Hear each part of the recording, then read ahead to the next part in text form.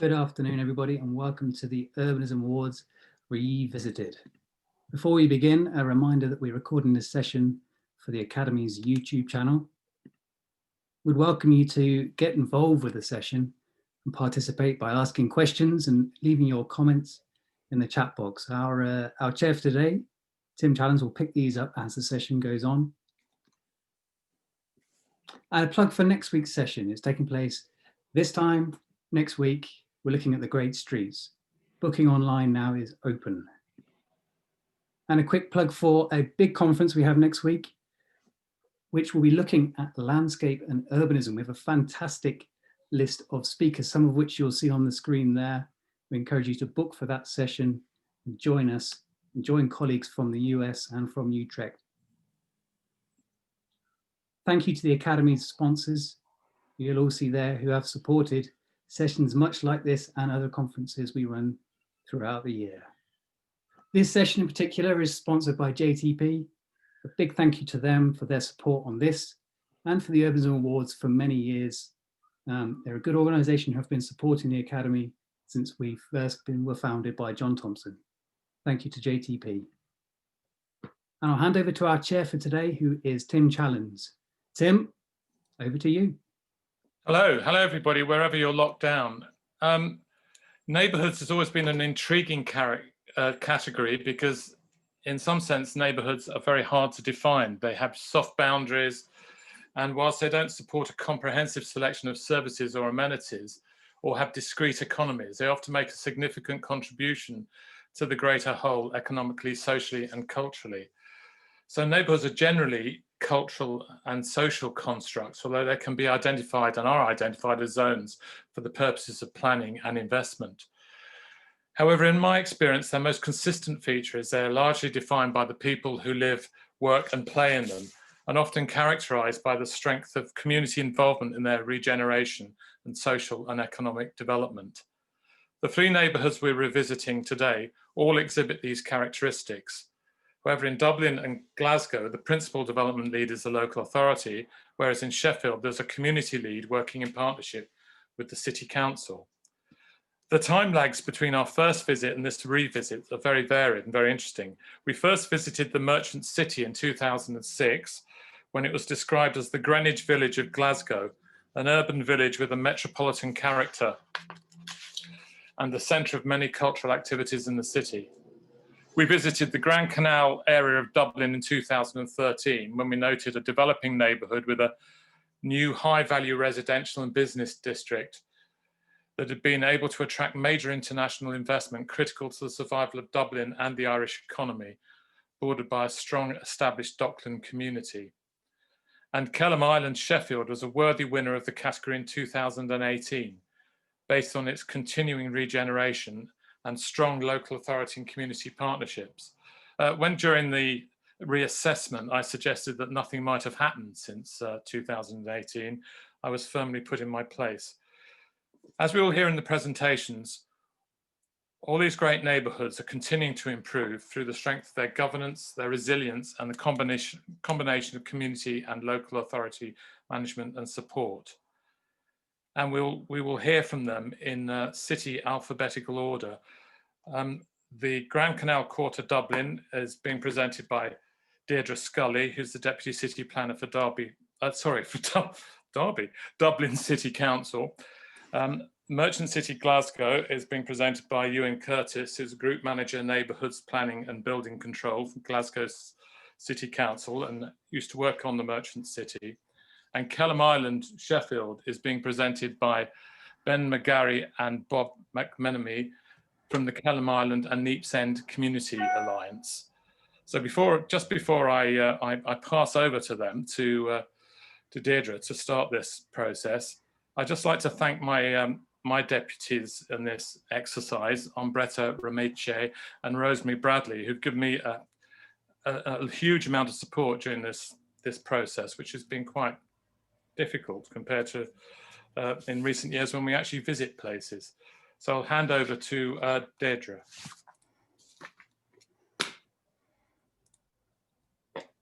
It is afternoon. Yeah, good afternoon, everybody, and thanks for attending virtually this presentation. I'm just going to give a quick run through of why we are, well, how we got to where we were, and the Docklands story, and then I suppose just the key issues that that we have focused on in trying to build up a living, viable community within the Docklands, and lessons that we learned along the way as to how it worked. The first slide is a shot of Dublin. At the time, the Grand Canal Square was under construction, which is a building site in the image, and it just shows how close the heart of the city it is. It's literally a 15-minute walk from within the city centre. But at the time when this shot was taken, the area was still very much considered at the edge and was not part of what most people would have experienced as Dublin.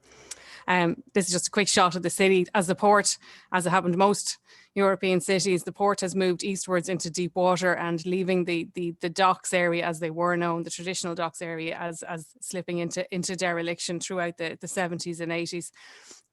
With the traditional Docklands communities being the tightly knit streets that you see around the docks area, where the traditional working class housing would have established and would have served the docks over time. And obviously that went through a significant period of transformation as the docks changed. This is what the area looked like in 1987. And as you can see, where the gasworks are is where the Grand Canal Dock Theatre ended up being built, and the square. And as you can see, there's a lot of dereliction and abandonment and changing nature of post-industrial landscape. And in the late 80s, the government established what was later called the Dublin Docklands Development Authority to revitalise the docks area and to maximise its opportunity at the heart of the city. The first phase was very much led by finance and would have been supported by significant tax incentives. And they learned as they went, and the vision changed over that time. So by the time Dublin's Docklands Authority was up and running in the mid-90s, they were very much about trying to create mixed communities and building better relationships with the surrounding communities that were there. So there was a board that would have had members of the local community on it, and a community council, which gave advice for the Docklands policy as to how they shaped the area as it moved on. And they had great success. They built 1 million square meters new development. They were much helped by being, I suppose, on the rising tide of a market, so that they bought lands when they didn't, the value wasn't quite recognised, and they would have worked in partnership with developers to deliver them. So I suppose they're quite different to what Dublin City's experience has been, where we haven't been a landholder in the area, but have worked purely through policy to develop what we have tried to achieve. And they would have delivered, obviously, the decontamination of the lands around Grand Canal Dock, and delivered the fantastic space that it is. And they also, I suppose, ploughed a new furrow in Ireland as regards delivering social and affordable housing within the city, which at the time wasn't government policy. Unfortunately, they were on the downside, and they got caught in the collapse of the housing and banking crisis, and through a combination of overstretching themselves financially and also internal governance issues, and they were wound up by the state. As the state made that decision to wind up all their assets, well, not that there was many, as the role of the DDDA was transferred to Dublin City Council to deliver it, and the model taken was what's called a strategic development zone, which is a planning tool that's available to local authorities in Ireland to push forward. So in 2012, when we took over, all the kind of bluey purple stuff there was still derelict. A lot of them were very large holes in the ground. So while Grand Canal Dock in itself, which was in the centre here, was a success, it was surrounded by large scale dereliction, which severed it from the city centre and created problems for the community that had moved in that they were living beside a very grim kind of setting for a lot of them. The plan that we've shaped to address all of this was framed around creating 5 hubs. Each hub would have had a decent portion of commercial designated towards it, and a major public space, and also would have had an element of height to signify it within this streetscape. And that was used then to frame a planning policy for the entire area, around 20 blocks. And what is unique about this in the Irish context is that every block had to provide residential footprint. So the average over the entire area is 50-50, so that for every commercial block that was granted, there had to be a residential block going with it. Some of the blocks, we mix them around so that you get different character areas, but the intent is to ensure that this was a mixed community and that it wasn't market-led, and it wasn't a repeating the mistakes that had been made before by allowing large financial houses build out entire blocks, which created a very dull and unpleasant experience for people who would be walking around outside of office hours. Alongside that, there was significant investment by the state and the local authority in infrastructure, water services, and in creating new bridges and spaces. So sorry, I meant to say the link to the actual document there is on the bottom of the script. This is what the plan looks like. The colours signify heights. And again, height was used as a tool to try and signify different locations and then to set out where the green spaces, the streets, and how the connections would work. So that's it. So in summary, the key principles is getting the land use mix, getting the diversity at street level, ensuring that there is a rhythm to the street and that there is a diversity of access points along each block, that there was a unified approach to how the public realm was going to be delivered, because at the time it wasn't quite working, that there was a maritime character and history to the area that was preserved and carried through in the new developments that were brought into the area, that they integrated well, and that for every development that there had to be an element of community, residential, arts and cultural facilities. And that's at the heart of that is delivering sustainable economic development for the city and the state, because in many ways, success of Docklands, particularly as there were so many banks tied up in this and the land had been transferred to the National Management Agency, the state's survival in many ways was hanging on the success of Docklands, because the state was paying off loans that the banks had got themselves involved in. So it was critical that we got this right. So how well did we do? Well, the implementation, nearly every site bar one or two is currently either at construction, nearly built. So they're all live, and there's a couple of them that are granted that will go on site soon. This is just a selection of images just to give you an idea of what's been coming in. Overall, we've about over 400,000 square meters of development. A lot of that's been taken up by some of the big companies, including Facebook and Google and I can't remember the names of the ones anyway. And we have a number of new hotels that have opened in the area. We've a large number of restaurants, cafes, and a selection of new arts and cultural community spaces that are under development, as well as over 2,000 new apartments granted, of which over 1,000 are currently under construction. For us, well, that's down to, I suppose, the private sector part delivering. What is Dublin City Council doing to push this along, as well as being a development manager? We've done a public realm strategy to try and change some of the key things that we got from feedback from people on the ground. There were concerns, particularly the greening of the area, because it was a post-industrial landscape. There wasn't an awful lot of tree planting done. So as to how to do that in a way that will survive in a maritime setting, to get a coordinated approach to paving, because a tendency for developers to have their own style and their own look, and it wouldn't create a sense of community and unity. And also a very strong focus on what are called the camshires in the area, which is a particular colloquialism for the area, but it essentially is a very large quayside, which the intention was to drive forward water-based activity in the area, setting out the quayside so that it serves that well and provides a focus for the key area onto the River Liffey, which divides the area, as well as providing improved transport capacity in the space that's there. So a number of projects have been delivered. A number of heritage projects have been completed to improve the quality of the public realm, and design is currently underway for integrating flood protection and cycleway for the Liffey camshires, which is a major priority project. A number of pedestrian and cycle bridges have been opened, and 2 more are in train, and there's a public transport bridge also planned for the mouth of the River Dodder, which is to the south of the Grand Canal. So that's just an image of the bridge over the Spencer Dock, which is where the Royal Canal enters the River Liffey in the centre. And then this is the initial designs for the flood protection and new cycle. And just to have note in that picture is what's called the diving bell. This is a heritage feature that the community campaigned to be restored, and Dublin City and Dublin Port worked together to create this feature, which is how they actually built the quays. They put this in the water, and guys, God love them, climbed down into that under pressure and built the quays within the bell element of the diving bell feature there. So it's just showing how the maritime story is being told on the quays and can be experienced by anybody. So preserving the maritime character, key part of it. So we developed a water animation strategy to set out how we were going to do that. And second leg to the promotion is promotion through maritime events. So hosting a range of different festivals, fun days, tall ships a number of times, and then developing a heritage trail for the area, hanging off 2 planned, 1 existing and 2 planned museums that'll be in the area, and then encouraging a range of maritime themes in the preservation of the industrial heritage and the historic materials that were in the area. So the water animation strategy itself, it's a combination of 3 authorities, and because of the unique setting where you have 3 different authorities involved, it was essential that we all agreed what the priorities were. So that's why we wrote it.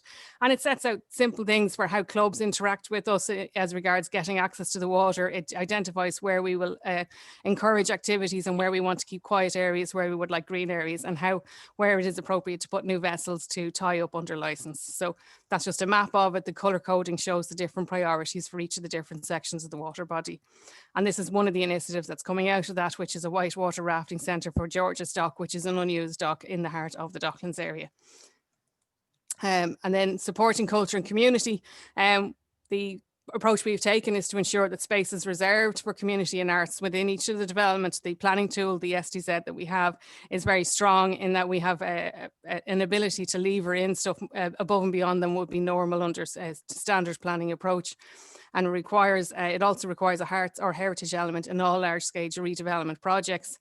There's an arts ban put in place with Docklands in partnership with the Arts Office of the Council. So that's encouraging, and I'm working with different projects to deliver them, whether they're temporary or of a permanent nature. We have a community plan which informs what we ask the developers to deliver on the ground, and to work with that so that we get what is needed rather than just what suits. And then to investing also, Dublin City Council is investing in the development of new community resources using development levies that have been collected in the area to I suppose reinvest in the community and to build up spaces and places so that can be used for all different ages within the community in the wider Docklands area, and also to work with other agencies that do similar actions, because it's not just the council, obviously. And then alongside that, supporting sustainable economic growth. We've pushed hard to ensure, and to be honest, it hasn't been that difficult to push, because most of the developments have developers that have been coming to us are very keen to ensure that the quality of all the buildings that are put in are as high from an environmental point of view as possible. We're heavily involved in a district heating project because there's a waste to energy plant not that far from the Docklands area, and the Docklands will make phase 1. And this is the first area where we've forced developers to build out buildings completely to be designed to take district heating in the future when the opportunity comes along, as well as delivering major water infrastructure and transport infrastructure that's needed for the area, working with those authorities so that we can cater for the large numbers of people that we come in here, and particularly not using car-based transport. So there's a high quality selection of services from a transport movement point of view.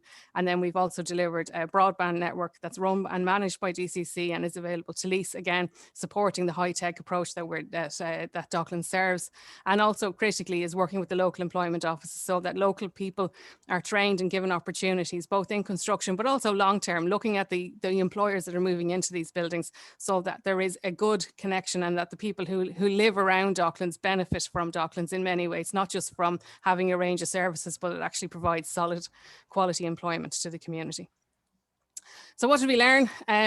Clear vision, I suppose, at the start in the preparing of the strategic development scheme. There was a lot of public consultation involved in writing it, a lot of close working relationships with the community representatives there, and the plan itself has to be passed by Dublin City Council elected members chamber. So it was very much, endorsed through a democratic process. There's increased planning powers in the SDZ, which has given clarity and a very clear path for developers as to what will and will not be permitted. The SDZ model is a yes/no. If you do what you're supposed to do, what's set out in the scheme, you will be granted permission. So it takes a lot of the kind of woolliness and the push and pull that can go with development in a more traditional role.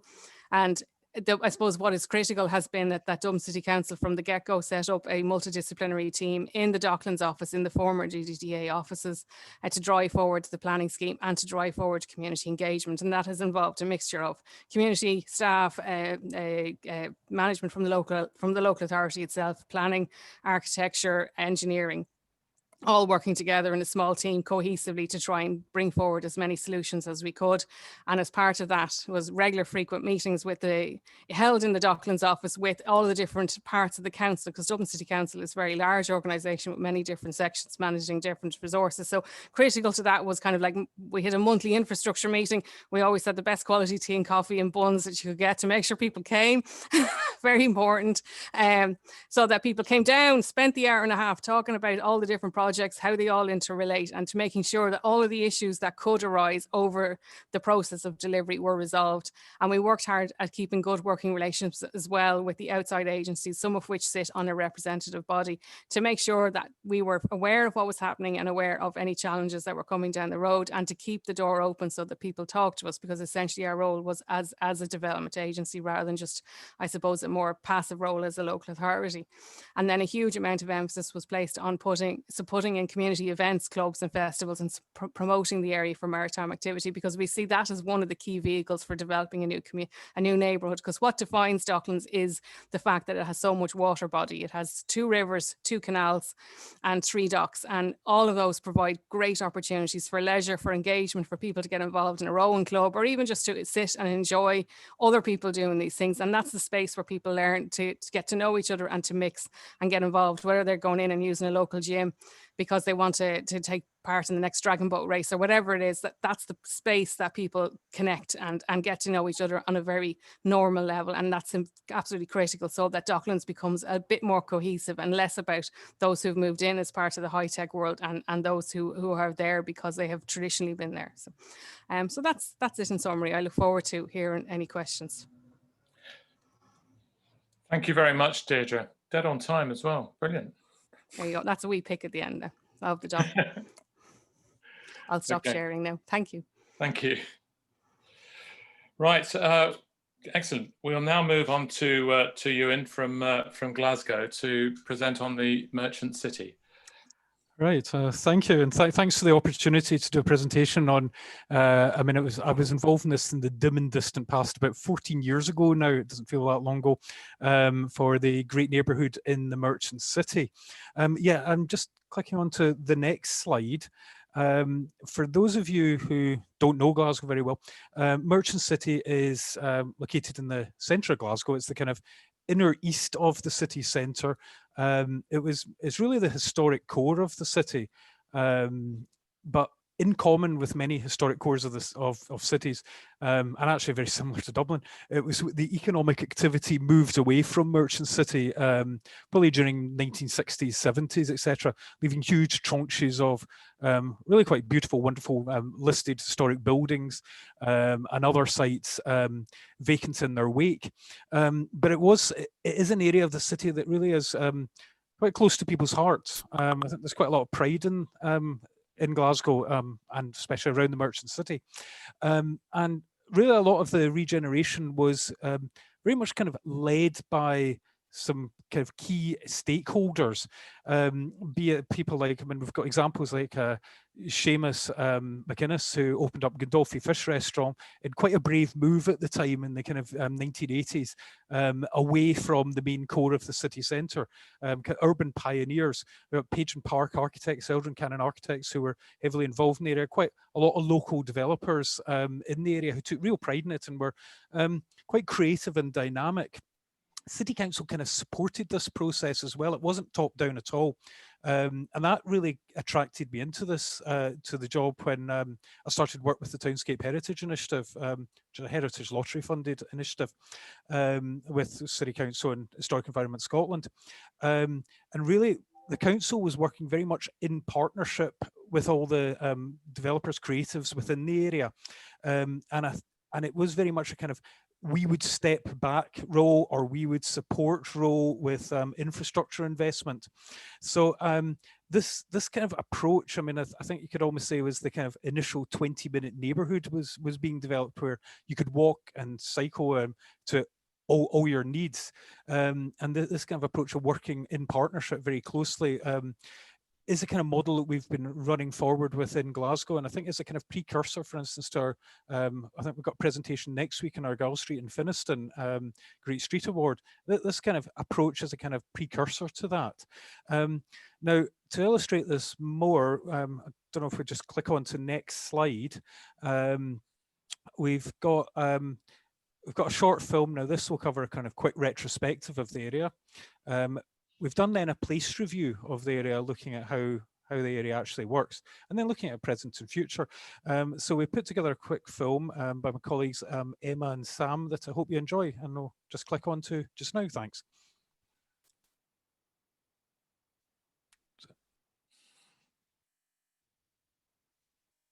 Okay.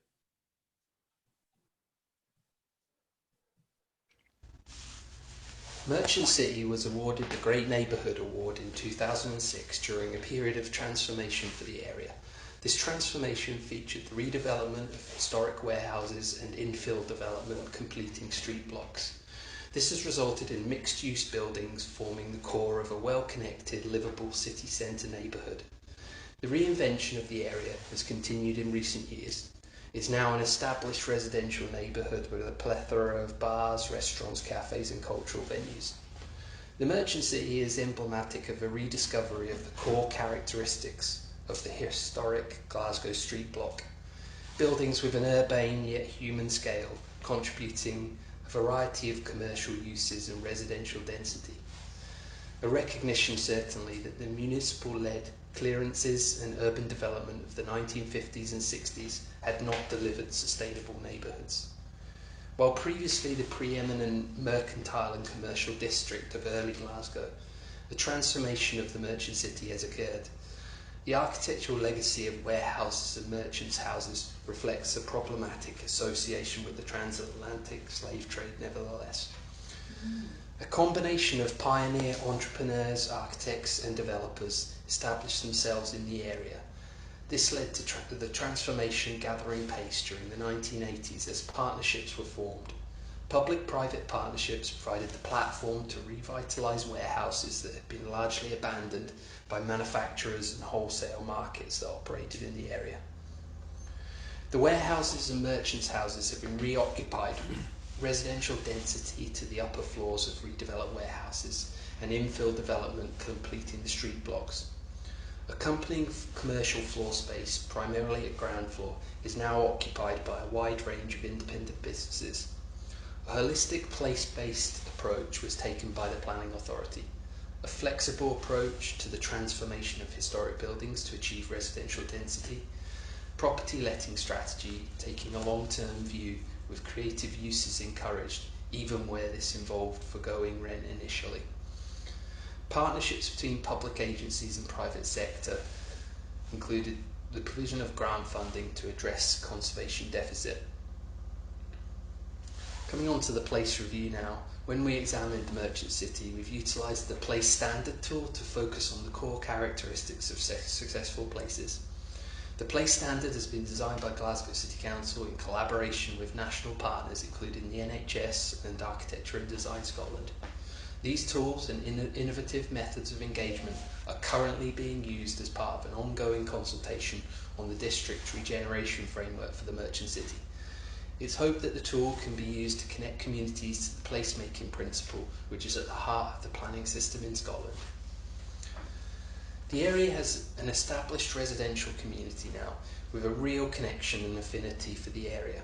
This has been expressed in activity that sustains a significant number of independent businesses, involvement with meanwhile community use of vacant land, and a vibrant annual street festival. With cafes, bars, restaurants and cultural venues on almost every street in the area, is a destination for locals and visitors alike.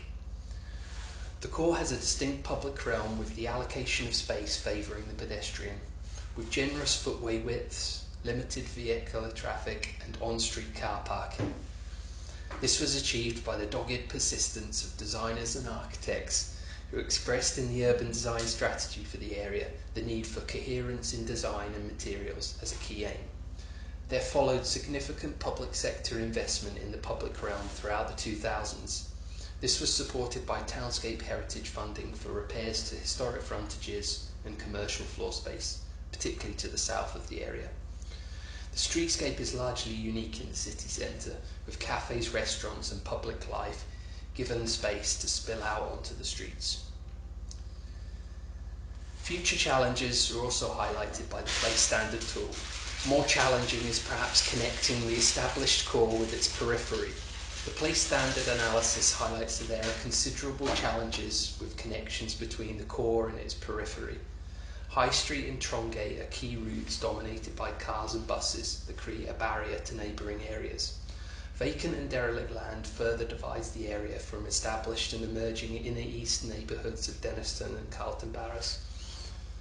City Deal funding has been secured for an avenue programme to reallocate space at Glasgow Cross and along Trongate, with the High Street Action Plan addressing commercial vitality and the streetscape, which is dominated by vehicular traffic. Vacant and derelict land is a citywide issue, no less so prominent, with sites in the merchant city having a depressive effect on activity in the area.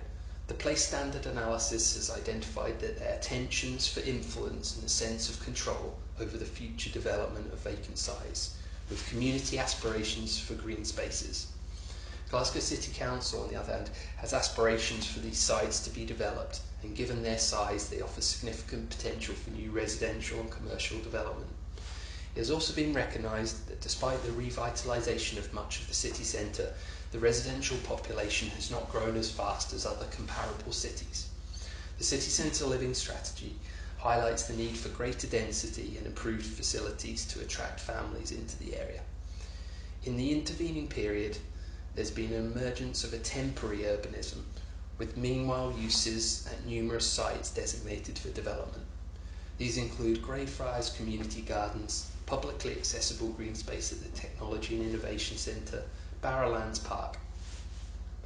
The mural trail has enlivened gable ends also, all of which are bringing activity and animation to these neglected sites, many of which have become well-loved spaces. Nevertheless, there continues to be developer interest and approved schemes for residential-led development for sites at Candleriggs, King Street, Glasgow Cross and the former College Goods Yard.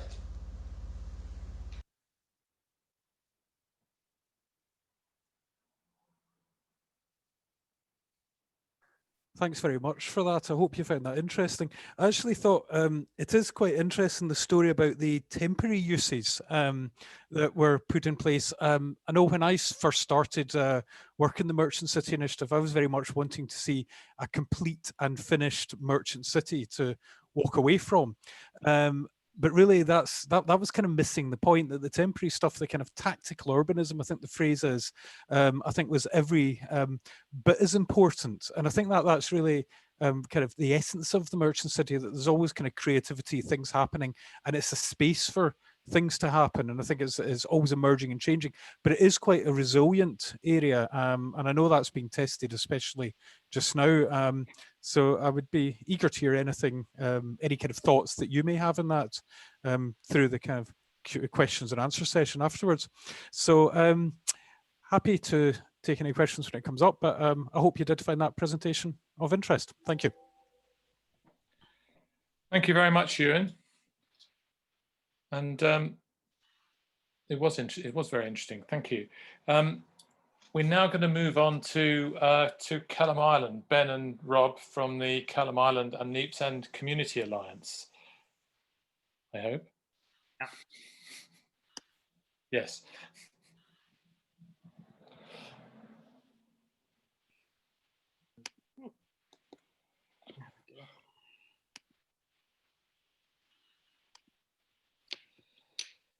Okay, so we're not going to go over too much because we only won the award last year. So we're going to talk about what has happened in the year or year and a half since the Academy visited here. This is an aerial view, and Kelham Island and Neepsend are separated by a river, or joined by a river, depending on how you look at it. So Sheffield is here, just in case people don't know quite where we are, and then we are here, just north. We're still part of the city centre, but we're a little bit outside. This ring road here goes all the way around the main city centre, and we are one little part on the other side of the ring road. We've also got a very old history from the Middle Ages, when the island was created in order to provide force for a water wheel for the city armourer. And then it got upgraded over the years.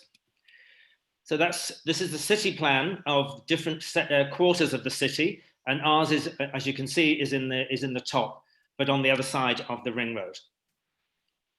So here it is closer up, and you can see the ring road here is our boundary, and then the railway line here is our boundary. So we're kind of cut off. We're an enclave, essentially, as a community. And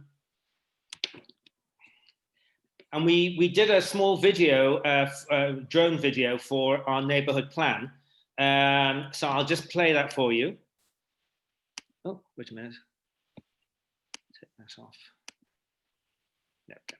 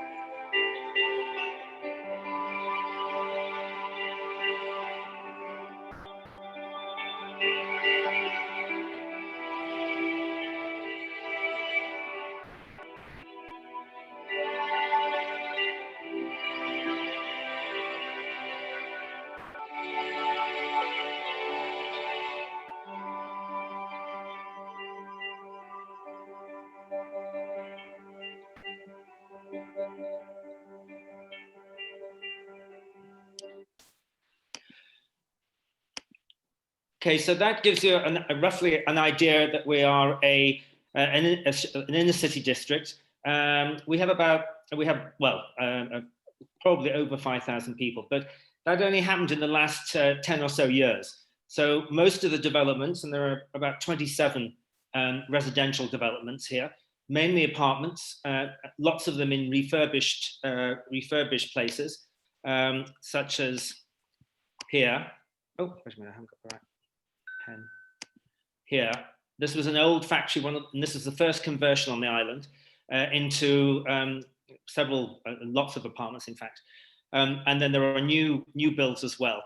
The council declared or made it into an industrial conservation area, as it was mainly derelict. There hadn't been anybody living here for several decades, but there were rundown factories, and there was existing factories.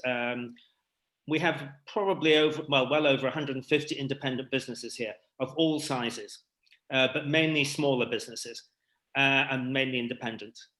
We also have a vibrant art scene. We have an artist colony here who we work with quite closely, and we've got a very strong community. This is KINCA, and we have it's a project-based organization, so we have about 15 projects in the area, and we started up a number of projects during COVID to try and come to terms with social isolation and mental health. And we also have good links to both the University of Sheffield and Hallam University. And we get plenty of postgrad students coming down to do work for us as well, which helps in our planning. And then what we're looking at is now, what have we learned? Well, in terms of the COVID crisis can help develop a community. So the first day after the lockdown, one of our members set up a special dedicated telephone line, to provide assistance to people who would need shopping or medical aid or dog walking. And we put posters up all the way around the area for people with a contact number. I think within 4 days, we had 300 volunteers who volunteered to provide assistance to people in the area. It was an enormous amount of people. We were very proud of that. We also decided, since everybody had to be isolated in their homes, a little art therapy project with our local artists. So everybody that wanted one could come to the local community store, which was open because it's a food store, and pick up some wet clay tiles, take them home and create something nice on them. And then bring them back. We fired them and then they painted them. And that was another thing we did. Then we also had litter picks. We have a big community of litter pickers here. So we did individual litter picks during the lockdowns and social distancing. All these people are socially distanced. It's just a perspective. And we joined together with Amy. Amy's our council subcontracted service provider for all sorts of things, including roads, rubbish, also infrastructure. So we have a partnership with them. And then during the lockdown, the council decided to try out a low traffic neighbourhood idea. So they put some, what are these, planters around the island to block off certain streets. This is the bridge that we were doing litter pick on. This is the only community space we have. So we've negotiated over the years to have this closed off every so often for a farmer's market. And we really wanted to take this over and make it permanently pedestrianised so that we could do lots of activities on. So at the moment, we have some artist group on Sunday mornings go down and people can, at the moment they can't, but can join them and can join in with some of the art. And we've had lots of other people wanting to do things on this particular pedestrianised bit of Kelham Island. And again, sorry, just need to go back. And we've also just started, and Rob is one of the, who's presenting with me, Rob is one of the editorial team. And we've just started, we have lots of social media. So we have Facebook, we have Instagram, quite an active one. But some people don't use that. And then other people now are going to be isolated. We decided to do a printed newsletter. And that has all sorts of things in it. And we get our funding for this from either from council pot money or heritage. So we've got an active group of fundraisers who give us grants to be able to do all the work we do. And then we also have our partnership with the university. We were trying to spread out and break the barrier of the ring road and the railway line to our neighbouring communities. And our neighbouring communities are very diverse. Our community is a very white community.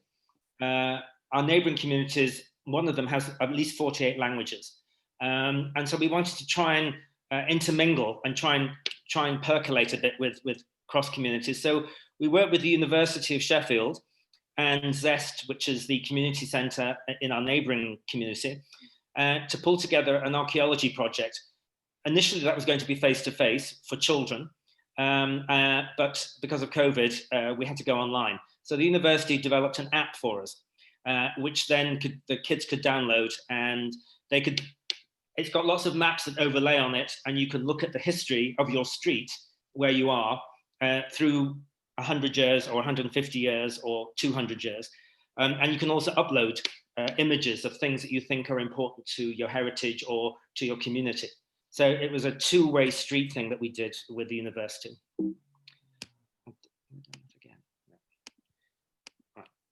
And now I'm going to hand over to Rob. Thank you, Ben. So as you've heard, to date, most of the community activities have evolved very organically and very much from the grassroots.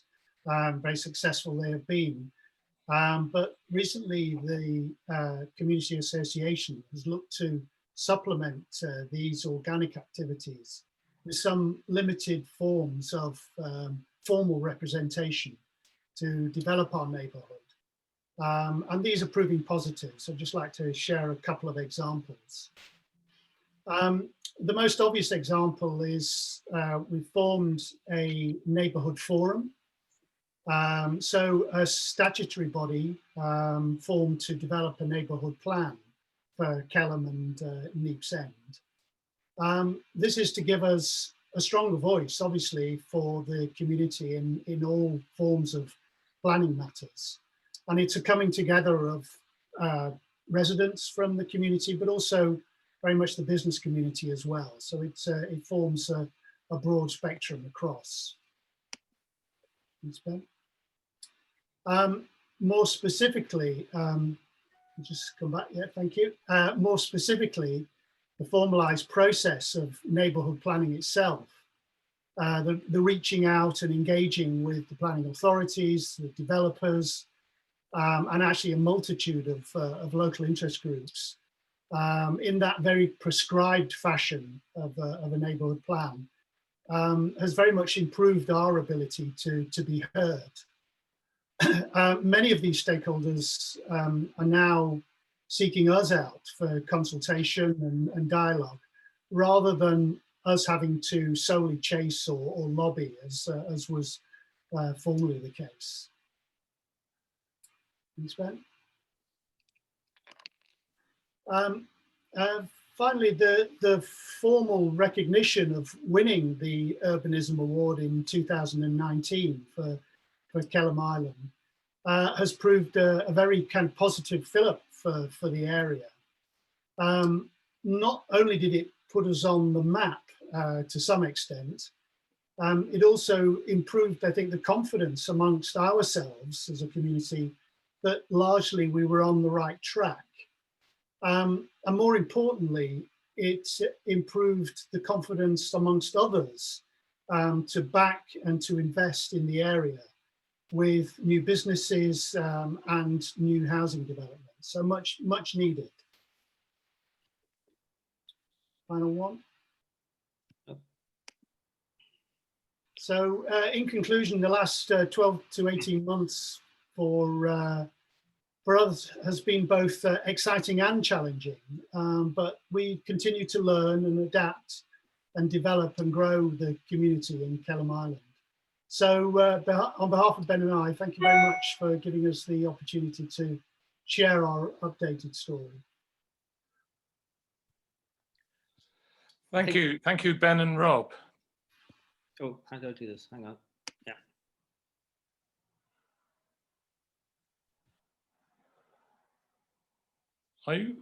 Is Kelham Island finished? No, we can. Oh, have I gone? Hang on. No, I'm still on. Well, I'm still here. Hang on, wait a minute. I've lost the thingy.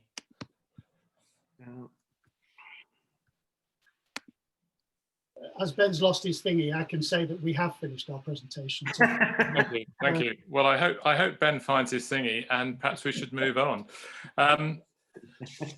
We've got a number of questions have occurred or happened during these presentations, some of which have been answered by people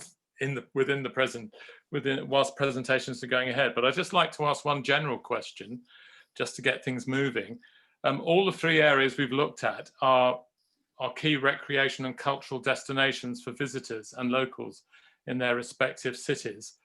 And these cities are in 3 different countries with 3 different approaches to the management or mismanagement of the COVID crisis.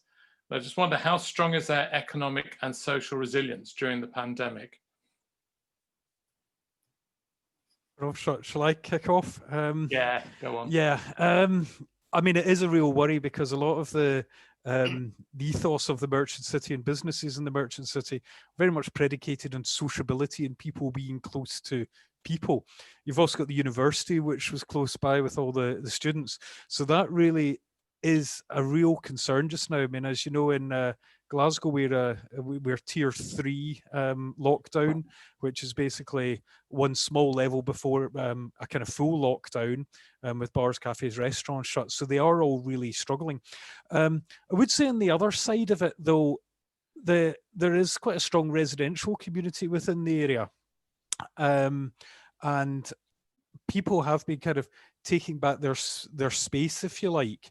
And there's been quite a lot of activity on the streets. Some of it was supported by Sustrans funded monies, which kind of closed off various streets, widened pavements, etc. But also Merchant City is quite close to a lot of green areas. So it was actually around the time of lockdown, people were able to walk to Glasgow Green, etc., all round about the area. But I mean, I think it's fair to say this is a real concern going forward. If and when we come out of lockdown, how many of these businesses will have survived, and how we readjust to that. So I don't have any kind of straight answers, but it is a resilient area. And I think, I've got no doubt that Merchant City will bounce back. Sadly, I don't know if all the businesses within the area will bounce back, however. I think it's also a similar story for Kelham Island and Neepsend. We have, I was just looking at the thing, we have 21 bars and pubs down here, and we've got 23 restaurants. Most of those are closed now. So when we had the first lockdown, it was like a dead area. It was very silent and not many people around. This time it's a similar story. There are some places open, but for a limited time, just for takeaways. But it does have a huge impact on our particular community because it was such a vibrant area. And whether or not some of those will be able to reopen in the new year, we don't know. We know some will never be reopening again, they've said so. But we've also got a Neepsend, lots of factories where people actually physically have to work. So a lot of people can work from home, but some people simply can't. And so we've got some producers, manufacturers in Neepsend that are also quite badly affected. And we've got a young population here. So about 80% of our population are graduates. So I'm roughly in their mid to 20s to early 40s. It's only Rob and I who are the oldest things in town. Yeah, so I think it will have an impact in some way. But, you know, we're a big community, we're a very close community. So I think from that point of view, there will be a bounce back, but quite how it will be for the businesses, I don't know. Maybe do you want me to say a little bit about Dublin too? Yes, please, Deirdre. Yeah, Gran, I suppose COVID has been a huge challenge for Dublin City and for Docklands particularly. The Docklands area, the wider Docklands area has very large employment centre, very tech-based. Google have 5,000 to 6,000 people based here, Facebook a couple of thousand. So, and a whole load of other tech companies. And during the first lockdown, they sent all their staff home. So that has created a serious challenge for all of the small businesses that are dependent on that very busy, socially active group of people that worked in those companies. So it has been a great challenge, and it's also a great challenge for the city centre because the problem is mirrored in the same area. You've got a smallish population base in comparison to the amount of people that are employed in the city, and the impact of removing that wave of employment has, I suppose, it's like a tide going out. You know, it has exposed challenges that are there. I think it highlights the importance of making sure that we boost the residential population. I suppose from a timing point of view, a lot of our residential component is under construction and it's not completed. So there wasn't as many people, you know, that could have helped support a lot of the businesses. They weren't, there wasn't as many in situ as is planned for. So that is a challenge. I suppose the longer term, and I noticed this question from my former colleague and former boss, Dick Leeson, who sent in a question asking about COVID and the future. One of the things I suppose that's reassuring is the tech companies, a lot of them actually own their buildings and have committed to Dublin and are staying. And maybe, I suppose, the form and shape of how they lay out their offices may change, but we would expect that there will be a component of them for sure that will come back and provide the base for economic activity. But we really do need to drive on the residential component. And we have another SDZ zone immediately to the east, and still within the wider Docklands area, but it has a much larger residential component. It's 80%. It's called Poolbeg West SDZ. And in time, that will deliver an injection of a significant number of people. It'll be 6,000-7,000 plus into the Docklands area again, which will help support, and they'll all be within walking distance of the businesses that are in this area. And that will help bring up the cohort of residential people that provide that weekend activity for the area. It has been a real challenge because a lot of Docklands also relies on the big cultural spaces like Park, the Borgash Theatre, and the Tree Arena, which is, I suppose, our indoor version of the UK Tree Arena. And that would, that would have brought a whole load of people into Docklands at the weekend, and the surrounding pubs and restaurants, and obviously that has stopped. So it is a very difficult time, and it is a concern about how many of them will survive. But we do have our eye on the long term and how we're going to ensure that the local population is supported. And one of the things that's kind of quirky and it's hilarious is the local flat complexes. I suppose the traditional community, the local authority complexes that are in the area, developed a very positive reputation for themselves on social networks by hosting outside bingo in the courtyards of the flat complexes, and that the bingo caller was sitting in the middle of the courtyard and all, because some of them would have a large elderly population now at this stage, and they'd be all out in the balconies with their numbers and their sheets, and they did it all up, and it was wonderful, and it went absolutely mad on social media here in Ireland. So it is really great to see. I mean, the community that's there in Docklands is very resilient, very tough. They have been through some very hard times, that way with recession. So there's a great spirit there, and they really look after their own. Thank you, Deirdre. I've just received a message that Biden's got Pennsylvania, in case anybody is encouraged by that, because I am. That's a win. There's a question from Jeff Haslam, which I should get Jeff to answer, because he's the furthest away and he's got to go to bed. You had a question about Merchant City and active travel, Jeff.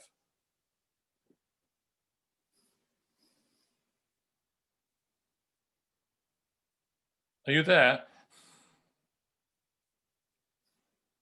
Sorry, I had to unmute it myself. Sorry, I was going to say it's a question that's on everyone's mind at the moment, and I know that in Bristol, where I'm from, there's a lot of work being done on temporarily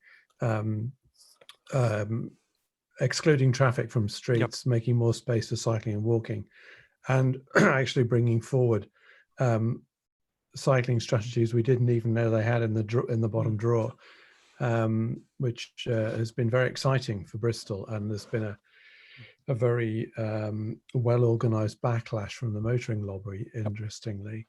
But I'm just interested to know, the Merchant City seemed to offer itself for sort of adaptation of the streets to pavement cafes and so forth, and other forms of active travel, walking, cycling, and so on. Yeah, is that the case? Yeah, I mean, I think, I mean, developments going forward. There's what's known as the Avenues program, and that's taking back. Effectively, you've got a whole load of four-lane carriageways in the city centre, all over the city centre, and basically taking out 2 of those lanes for wider pavements and dedicated cycling routes. I think the other bit within the Merchant City itself, it's quite a kind of small area, and we're quite keen to not have cycle paths ploughing all the way through the Merchant City. Is the kind of shared use, a kind of sticky space where everybody goes a bit slower. Definitely cars are the bottom of the hierarchy, but I mean, I'm a cyclist myself, and I do cycle through the Merchant City when I used to go to the office, but you definitely slow down in there. You've got the kind of the kind of granite sets on the ground, which are not good for cycling very fast.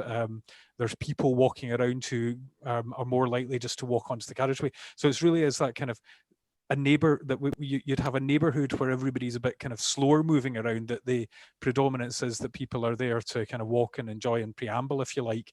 And then the cycling network is really to go over and above that to reach to these different neighborhoods and allow kind of quick transit between all the different neighborhoods by cycling. And there's actually a program which is being developed under the local transport strategy, and that will work alongside the Avenues program to hopefully link up the whole city, that you can cycle across the whole city, because just now, as a cyclist, I say Glasgow can be pretty horrific and dangerous and scary to cycle across, not just kind of bad weather. So hopefully that'll make a change. Insofar as the kind of more temporary interventions, I mean, I think similar to Sheffield that Ben you were showing, we have put out, our colleagues on roads have put out various planters to close off various streets, turn over space to restaurants and cafes, etc., and public space when they were open. They're all obviously closed just now. But there's a lot less activity in the city centre, a lot less people going into the city centre just now than about a year ago. So these are very much temporary measures. That it's more the long-term measures which I think will make the most significant difference. And we're very much saying that the temporary measures that I get put in just now are for, a lot of it's for social distancing, and God hope that by the time middle of next year or whatever, they will be reversed. Now, hopefully people will enjoy having a bit more space in the pavements throughout the city, and will say, no, we don't want it taken back to car parking spaces. But at this point, they're temporary measures. We've very much said they're temporary measures. And as such, they could be reversed. Yep. Okay, so any other questions, Jeff? No, I'm as you say, I'm ready for bed. It's 1 o'clock in the morning now. Nice to see you. I'm firing on all four, but thank you for giving me the chance to ask the question. Okay. yeah, no, thank you. Pam Alexander, you had a question about developers' input into the Grand Canal. Thank you. Thanks very much. Brilliant timing. I've just finished my lunch. I've got 6 cents. 3 great presentations. Thanks very much. Deirdre, I was just really interested, given our interest in England at the moment on the planning reform white paper, which proposes zoning, to understand how your what you called a strategic development zone, which you said gives an automatic permission if people fit the criteria. How do you then gather the developer input into infrastructure, and particularly how do you pay for affordable housing? Okay, I suppose it doesn't give them absolute automatic, but the path is much clearer. You know, the actual legislative tool for an application through the SDZ is the same tool. It's the same requirements, the same elements to it, like from, say, what is required to make a planning application is the same for an SDZ as it is for other parts of the city. The difference being is in that, I suppose, the detail of what each developer is required to do is set out in the scheme page by page for each block, so they know, so it's much clearer, and they must comply with the scheme, the legislation. So if they don't comply with any element of it, it's a straight refusal. There's no debate about it, you know. And the other side of it is that there's no element of appeal. So when an application comes in, we would have first and third party appeals in the Irish planning system as opposed to the UK. So what it does do, I suppose, it incentivizes the developer to deliver what we have asked in a straightforward way, because they will then get their permission within the 8 weeks, you know, if there's no additional information requests. So it's a very fast process. Whereas if you were outside of the SDZ, you run the risk of a third party appeal, which could delay your build by over a year, if not longer. So there isn't a push. I suppose there's a carrot there from it, but the stick is that then our criteria are much stronger as to what is required. So, you know, it's like, as I said, it's like you have to deliver half of your scheme with housing. You can't just come in and build what is the most commercially viable element of it. So there is an element of cross subsidization within each block.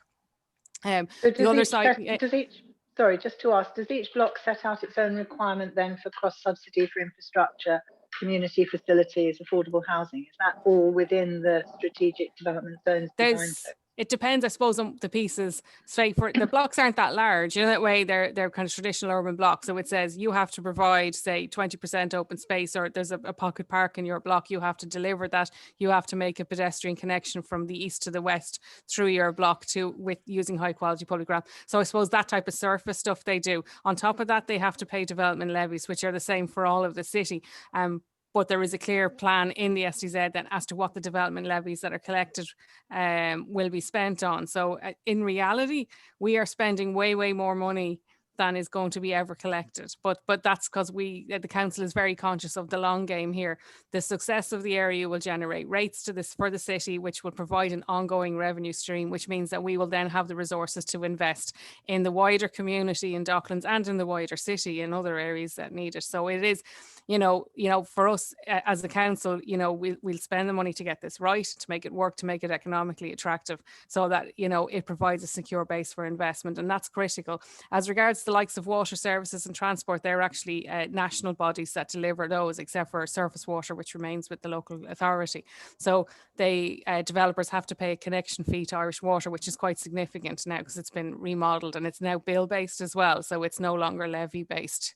So, there's direct water charges for all commercial facilities. So, and then the National Transport Authority, we would apply for funding for projects that exceed our own ability to pay. For, say, the public transport bridge that's proposed, that's probably going to be 40 to 50 million. That's not something Dublin City Council could afford on its own. So again, that's a national project. It has a national importance because it's going to deliver the other STZ as well. It's going to make the direct connection for 3,000 plus units in Poolbeg. So there are different layers going on with each of them. In regards to affordable housing, that's a really tricky issue, and that's the one that I think the Docklands area has grappled with most, because housing and the cost of housing is directly related to success in a negative way. So that is a real challenge. And unfortunately, at the time of the depth of the banking crisis, our government abolished in the legislation the affordable housing element. So it has left us with less tools to deliver affordable housing in the area. So whereas traditionally there was a requirement that within any, we could set up to 20% of any, for the city, we could have set a requirement that there was affordable housing and social housing within every scheme. Now that is reduced to 10% and it's purely for social housing. That creates its own challenges because the method that it is delivered, it's not a situation where developers handing it over. We have to purchase that. The cost of purchasing apartments in Docklands has probably doubled in the last 5 or 6 years, that way. So now the cost to the local authority to invest in public housing in the area in that sort of pepper potting within the scheme is now much more difficult, and it has proven quite challenging. So there has been situations where it has been too expensive and the local authority has opted to take apartments in the immediate environs rather than in that particular development scheme, because paying, $500,000 or more for a waterfront apartment in Docklands has just been hard to justify from a budgetary point of view. So it isn't an easy one. The only thing, the plus side is that the Poolbeg STZ, which is the adjoining site, which is 80% housing, the community there were very determined that there was a policy included in that required a large proportion, a large cut of the site of 600 units to be affordable. The mechanism as to how that's going to be delivered hasn't been agreed between ourselves and the Department of Housing, and the land, the company that will be developed. So, but it is coming, and it is a commitment there, and fair play to them for getting that in. And that was something that the councillors fully endorsed. But it is, as I said, it is a very tricky space for us because there is no legislative base at present. We've been promised one, but we haven't got it. Okay, thank you. David Lum, you've virtually raised your hand. Yeah, thank you, Tim. Fascinating, absolutely fascinating. At neighbourhood level, we can start to really think about how people relate to their cities and towns at the local level. And I'm fascinated by, particularly with Kelham Island and Neepsend's neighbourhood forum, because my impression of the place, having visited a couple of times with the Academy, is that it's a relatively new residential element, but I appreciate there is some original residential somewhere, but it's predominantly a new community. So two questions really linked, I suppose, is one is, in the COVID situation, are you still developing your neighbourhood plan with your neighbourhood forum, or is it now done, or is it, what stage is it at? And how are you managing in the COVID situation if you're still trying to bring the community together to develop the neighbourhood plan? And also the public realm. I think you've answered in the chat that there is very little public realm as such, and the bridge idea of having that as a community space really sort of interests me, because we have a very similar bridge very near to a community I'm looking at in Leeds, and very little open space around it. And the river is also at a lower level, so you can't actually walk adjacent to the river because all the buildings are very close to it. So how are you going to create public realm for the future, and how green is the space? Sorry, a lot of questions. Rob, do you want to do the first question? Yeah, thanks, Ben. The question was, is the neighbourhood plans still continuing, or what stage is it at, and how are we coping in the COVID situation? So the stage we're at, we're about 12 months in. We've identified all of the major issues, and we're kind of developing those themes. The steering group is still meeting virtually, obviously, online.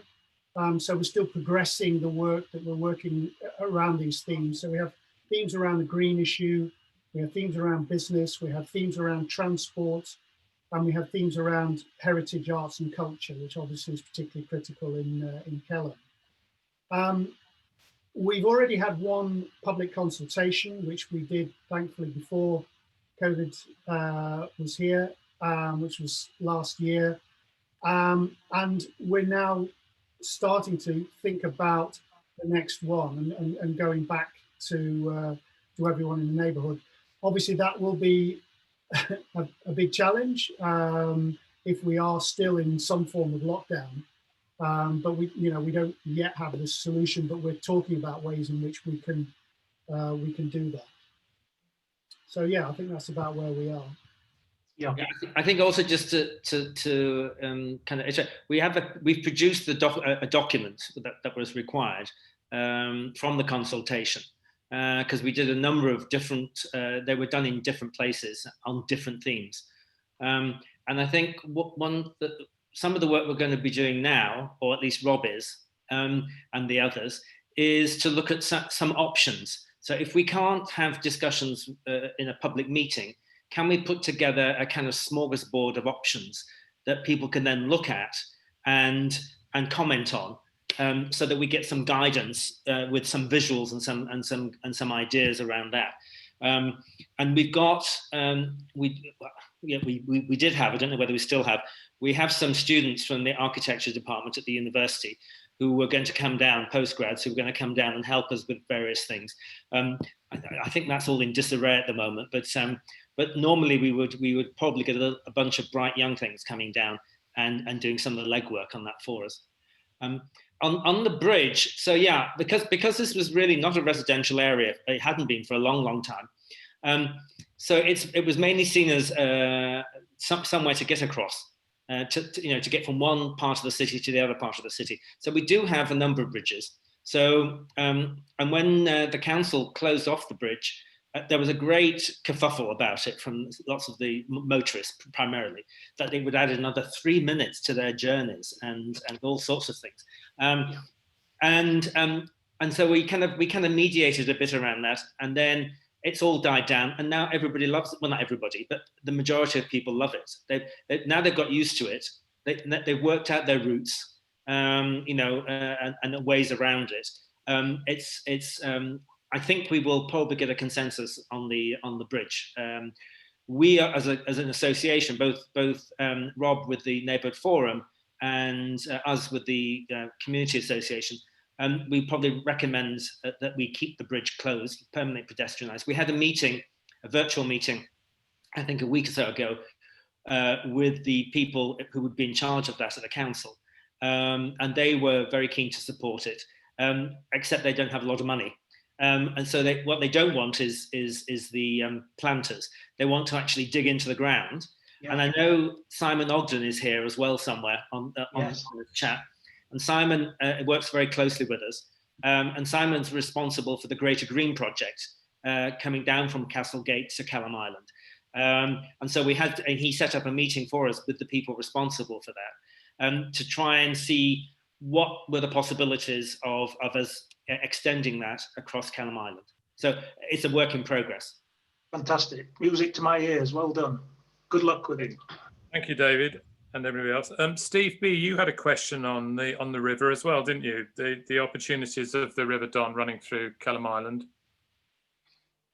Thanks, Tim. Well, it was a reflection, really. It may have been a passing remark about the river possibly being a means of connection rather than displacement, and I just rather thought that that might be a theme that could be picked up in the way that development is orientated in future, and the way that the public realm is organised, not just on the bridges but along the bankside as well. I thought the idea of balcony bingo from Dublin might be a useful example. You might have the caller on a boat in the middle of the river and people placing out onto it. There's all sorts of possibilities. Yeah, we have quite an active, certainly on Kelham Island, we've had the Upper Donald Trail that runs through, it comes from the city centre, goes through directly through Kelham Island and on out into the Peak District. So we're also part of the Upper Don Trail Trust. So we're also helping to develop this section as well as the other sections, so that it becomes an active travel route. So people can commute, they can walk, they can jog, they can take the dogs for a walk, they can go cycling, and they can go. We've got lots of communities along the way, so that they can link into that. So we've got lots of housing estates and new housing estates that are coming up along this route. And so we're hoping to kind of encourage people to use the route, the trail more, that will also be a connector between the different communities into the city. Yes, but that sounds very good, but that sounds more linear than the opportunities for cross communication across that lovely space that the river creates within the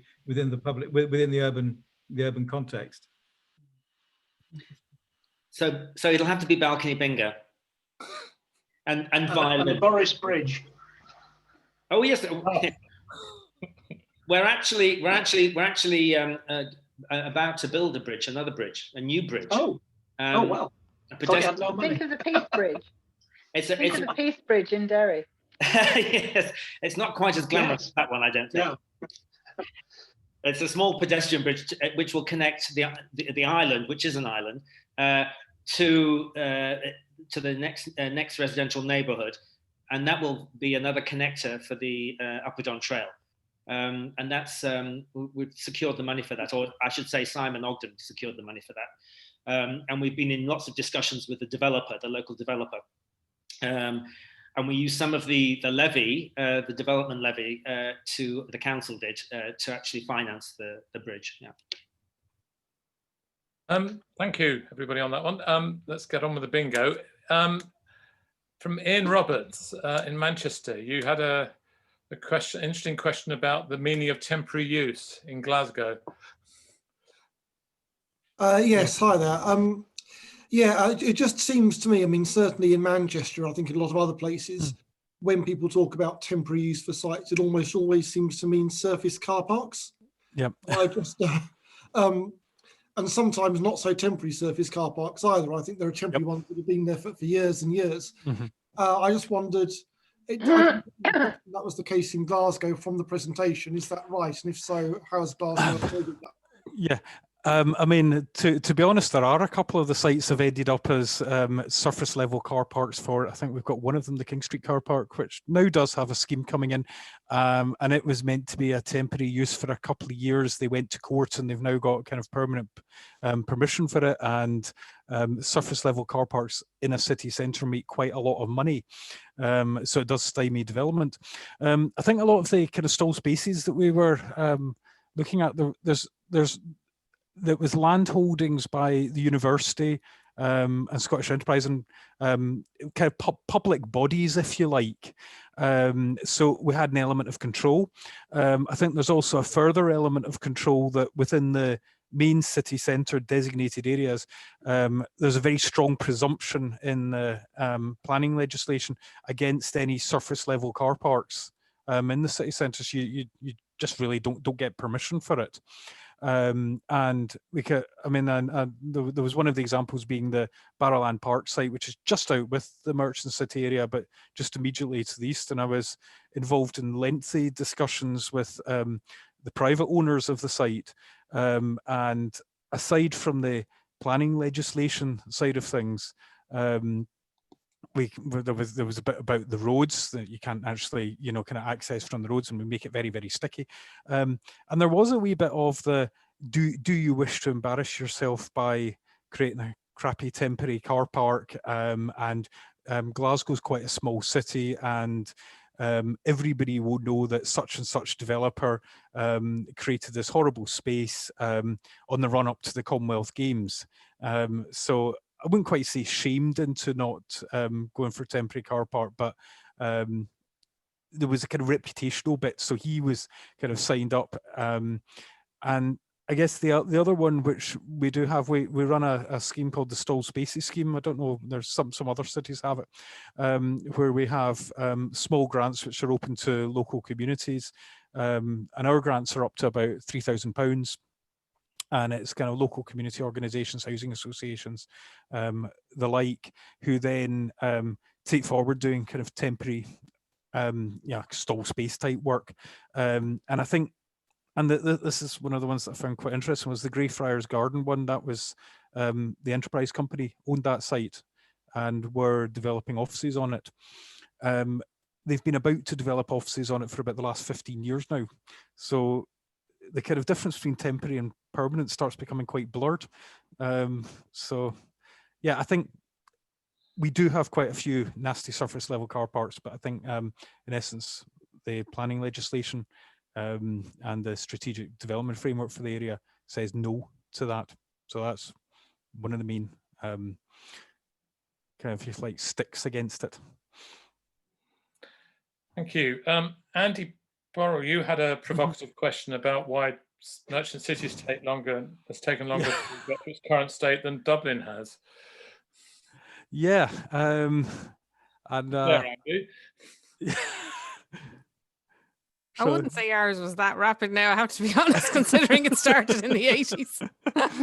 I think ours is slower. I think it's to be fair. I can only say, I mean, a bit of it is that there's always a development cycle, and there's a development cycle of, approximately 7 to 10 years, your boom and bust. And Glasgow, the economy is not as strong, I would say, as Dublin's economy or London's economy. So we tend to come in towards the latter half of the kind of development cycle. And quite often you get a lot of problems with particularly the big sites. We've got really big, complicated sites in the city centre, and the kind of assembling the land, assembling all the upfront monies to actually do the works to the site, and then the developers get hit with another bust.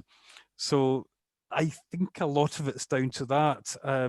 The council don't own many of these large vacant sites and have limited control over them. So, and we would love to have money to, kind of buy out a lot of these sites and make them happen, but we don't. So I think that's probably why Merchant City's taken longer. But I know Andy Burrow did quite a lot of good work in getting things happening in the area. So, and I would say that he's obviously hiding at the moment. Yeah. So I don't know. Does Andy know why? But that's my thoughts.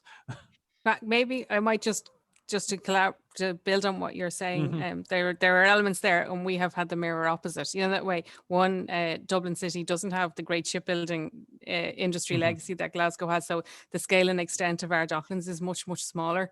It's a much tighter parcel of land, and it's much closer to the heart of the city centre. So from that point of view, it was a natural extension of the business districts, and immediately to the south is would have been traditionally the I suppose the more upper middle class area of the city, where that there was a pool of high-end office space around the Grand Canal, and a very wealthy area where people tended to live. So that provided a good economic base as well, and also a gradual extension towards Grand Canal Dock of that particular district. So there's a geography issue there that I think is very, the cities have a lot in common, but geographically they are quite different in their structure. Like the Clyde is much, much bigger, that way. So yeah, and I think I mean it's the vastness of the economic collapse in the 70s and the legacy it left behind.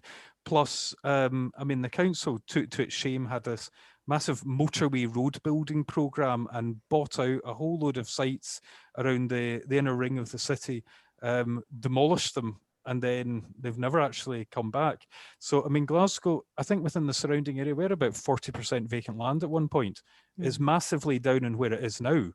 We do still have these large pockets. We have I think on nearly all the sites, you've got active planning applications, which are theoretically quite far advanced. I always take a little bit, I'm always dubious till I actually see things coming out the ground. But we've turned around a lot of the sites, but the deindustrialization legacy is huge. One of the other things that happened in Dublin that was opportune in a negative positive, a negative that became a positive, was that the banking crisis was so bad that most of the developers hit the wall in Docklands, and the ones that had been building as part of the Dublin Docklands Development Authority time, and the shape of the ownership and everything was tied up with kind of the historic plot pattern.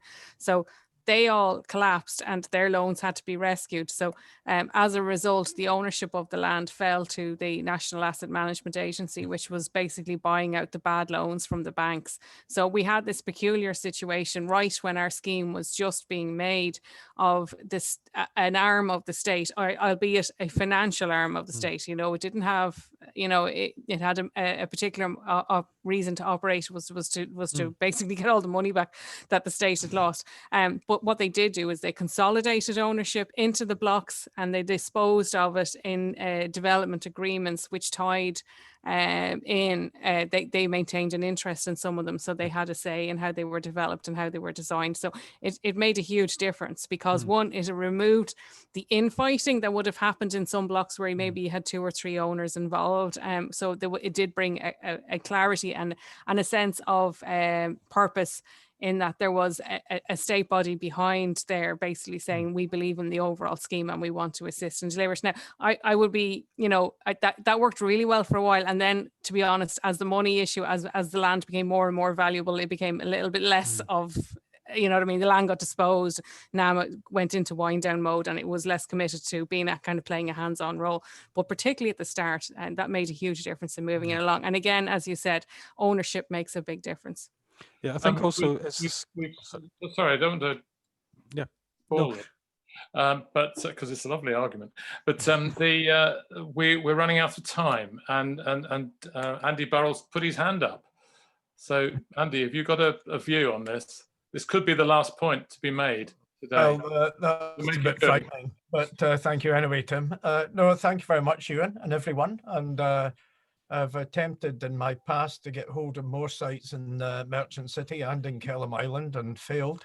But I think the Merchant City one is, what I was more interested in is that when it started, and I can take my own time back to the 80s, there were really good links between central government organisations, the city council, and private developers.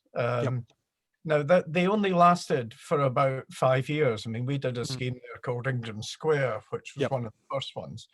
And then the attitude changed considerably, both to central government not taking any involvement in physical regeneration, and the council, frankly, took a view more of saying we can do it ourselves. So I think, yes, there was a depression, but the depression recession didn't really hit in for many years. And, you know, there are quite a number of car parks, as you say, still sitting around. One of them notoriously close to the city chambers, which have nothing to do with it. But I just wondered if you've heard is there any view to trying to link these companies, bring back some of a joint venture approach? Yeah. I'm not sure we got time to answer that question. All right. Okay. I leave it as it should be. Yeah, I would like it to be. I'll wrap up. I mean, one thing, and the point that Simon Ogden's made on the chat is that, Sheffield, which is, of course, a very different scale of city to Glasgow and Dublin. One thing we really liked about the Kelham Island was it was slow cooked. It's taken a long time, and there's nothing wrong with taking a long time to develop a neighbourhood, because they work better doing that. But I'd like to thank everybody for their contributions. A pity we have to finish just as it was getting kind of exciting. And Tim Ombretta here, sorry. You might, well, just one little point. There are a lot of very useful answers and links that have been provided by especially the speakers. So it's worth perhaps for Olga to save the chat and then share it with all participants. That would be very helpful, yeah. Because a lot of the questions that have been asked have been answered in the chat, as well as the links and things. Thank you very much, everybody. I think that's... You're welcome. Thank you. Thank you. Thank you, Ewan. Thank you, Ben. Thank you all. Thanks very much. Good. Thank you. Have a nice weekend. You too. You Yeah. too. Bye. Bye-bye. Thanks, everyone. Bye. Bye. Bye.